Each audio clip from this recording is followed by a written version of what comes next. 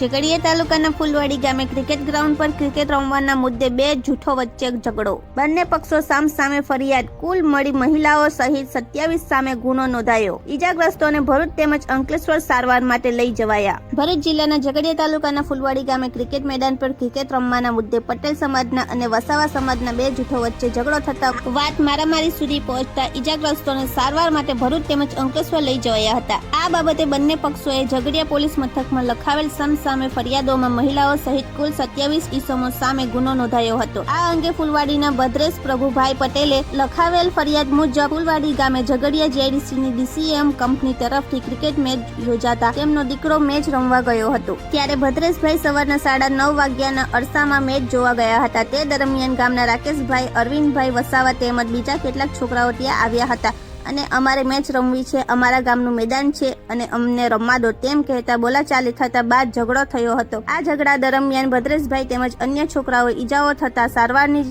ને અંકલેશ્વરની ખાનગી હોસ્પિટલ ખાતે લઈ જવાયા હતા. ઝઘડિયા પોલીસે ભદ્રેશભાઈ પટેલના ફરિયાદ મુજબ સામા પક્ષના મહિલાઓ સહિત કુલ 14 સામે ગુનો નોંધ્યો હતો. હું ફૂલવાડી ગામની વતની છું.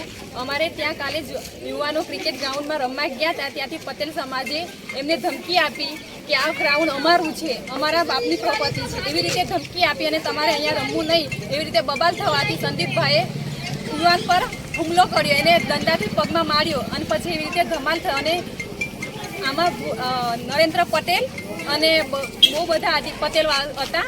એમને બધાએ યુવાન છોકરાઓને કુલ્હાડીથી માર્યા, પછી દંડાઓથી માર્યા, બેતોથી માર્યા અને બહુ જ ઈજા પહોંચાડી છે. એ માટે સરકારે કોઈ નિર્ણય નહીં લીધો. અમે અરજી લખાઈએ છીએ, એફઆઈઆર ફાડી છે, તો માટે તેમને હાજર કરતા નથી અને એમાંથી પાછું મેઇન કે નરેન્દ્ર પટેલનું નામ કાઢી નાખ્યું છે. તો અમને એવી સરકારને વિનંતી છે કે નરેન્દ્ર પટેલને હાજર કરો અને એનું નામ લખાવો અને અમને ન્યાય આપો. મારું નામ કરુણાબેન હર્ષદભાઈ વસાવા, ગામ ફૂલવાડી. મારા ઘરે ઝઘડો થયેલો હતો ફળિયામાં પટેલ સાથે. અમે ખાલી ઊભા રહીને જોતા હતા ને ઘરે આવીને મારવા લાગ્યા બધાને ને પટેલ લોકો મારા ઘરવાળાને માર્યા તે મારા ઘરવાળાને બચાવતા મેં મારા બેનના છોકરાને ભગાડીને દોડીને મારતા હતા. તો પડાવતા મને બી મારી, થાપડ માર્યા, મને ગળું દબાવી રહ્યા, જય તય પકડતા હતા. મને મારો હાથ બી ભાંગી નાખ્યો છે નરેન્દ્ર પટેલે ને ભદ્રેશભાઈ ને કુનાલ પટેલ ને બધા પીધેલા છટા. કઈ બાબતે ઝઘડો થયો? એ લાઈટ બાબતે. હા, લાઈટ રાત્રે 9 વાગે. કેટલા જણ ઈજાગ્રસ્ત થયા છે? એમાં 2 જણ આવેલા પણ 5 મિનિટમાં બધા. હા, 2 જણ હતા લાઈટ કરવા આવેલા હતા. તે તેમને ભાઈઓને કીધું કે તમે જતા રહો. તે જતા રહ્યા ને પછી 5 મિનિટમાં તો બધા આ પટેલ લોકો બધું ફળિયા ભેગું થઈ ગયું ને બધાને મારવા લાગ્યા. તમે આ બાબતે પોલીસ ફરિયાદ કરી છે? હા, કરી. તેનું કોઈ નિકાલ જ નથી ને એફઆઈઆર બી નહીં ફાડી નાખ્યા હતા કેમ કે સવારમાં આવજો. સવારમાં બી કંઈ નહીં કર્યું ને પાછી સવારમાં લડાઈ પડી છે. શું નામ તમારું? ભદ્રેશભાઈ પ્રભુભાઈ પટેલ. શું બનાવ બન્યો હતો? ગઈકાલે રવિવાર 24 તારીખના રોજ ફૂલવાડી ગામની અંદર ડીસીએમ કંપની દ્વારા ટુર્નામેન્ટ રાખવામાં આવેલી, જેના માટે ફૂલવાડી ગામ પંચાયત વતીથી એમને ફૂલવાડી ગામનું ગ્રાઉન્ડ રમવા માટે આપવામાં આવેલું હતું. ગઈકાલે એમની ફાઇનલ હોય એ લોકો ક્રિકેટ રમવા ત્યાં આગળ આવ્યા હતા.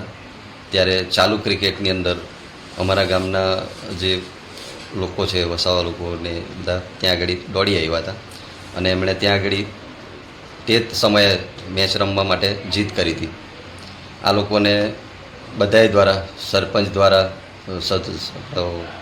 ડેપ્યુટી સરપંચ દ્વારા, બધા વતીથી, વડીલો વતીથી સમજાવવામાં આવ્યા કે ભાઈ આ લોકોને ગ્રાઉન્ડ આજના દિવસ માટે રમવા આપેલું છે, એ લોકોની ક્રિકેટ પૂરી થઈ જવા દો, એ તમે રમજો. છતાં પણ એ લોકો માનવા તૈયાર નહીં થયા ને એક જીદ પકડી બેઠા કે અમારે અત્યારે જ રમવું છે. તેમ છતાં છેલ્લે એ લોકોને ખાલી માત્ર એટલું કહેવામાં આવ્યું કે ખાલી માત્ર 2 ઓવર એમની બાકી છે આ ટુર્નામેન્ટની, તો એ લોકોને રમી લેવા દો. તો એ લોકો એક સમયે તો માની ગયા પણ ફરીથી પાછા એ લોકો આવ્યા અને એમણે સીધું ત્યાં આગળ ગાડી ચાલુ કરી દીધી અને એકબીજાને મારવા પર ઉતરી આવ્યા અને એક છોકરાને એ લોકોએ સપાટો મારી દીધો અને પછી ત્યાંથી તરત એ લોકો દોડીને પ્રી પ્લાનિંગથી આ લોકો મતલબ લડવા માટે જ ગઈકાલે આવ્યા હતા. એટલે એ લોકો ગાડીમાં બધો સામાન ભરી લાવ્યા હતા અને લેડીઝો પણ બોલાવેલી, જેમની પાસે મરચાંની ભૂકીઓની પડીકીઓ બનાવીને એ લોકો તૈયારી આવ્યા હતા. લેડીઝો પાસે દાંતરડા પણ એ લોકો લઈને હંતાડીને આવ્યા હતા અને ગાડીઓની અંદર ભરપૂર પ્રમાણમાં લાકડીઓ, ગણ, હમર, લાંબા હાથાવાળા એવા બધા સામાનો લઈને આવ્યા હતા અને એ લોકો દોડીને ગયા અને પછી એકદમ જે અમારા સમાજના લોકો છે એની પર તૂટી પડ્યા.